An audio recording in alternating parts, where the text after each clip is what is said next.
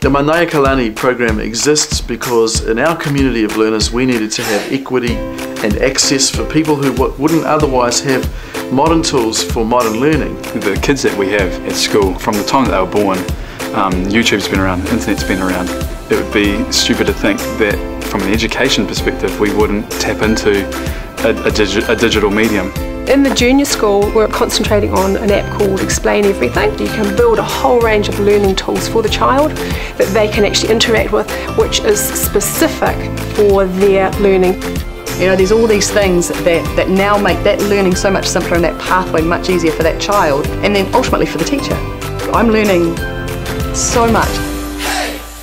I think the ultimate thing about all this is that we are really being able to provide what each individual student needs. They're able now to rewind my teaching, they can pause my teaching, they can fast forward through, oh, I know this bit. That learning is available to them at any time, at any place, and they can revisit learning from years prior and access that to use for new learning. It's allowing that choice, that real choice around what's going to work for this task, this learning and that child. They are now able to drive their own improvement, and that's when we start seeing that accelerated progress that we are so keen to see in our kids. It's accelerated learning together.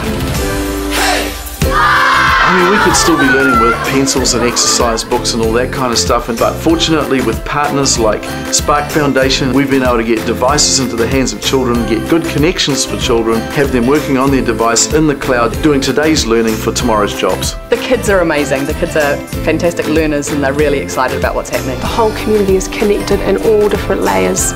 We don't really see it as different learning, it's just learning. So we wouldn't call it digital learning, it's just the way that we learn.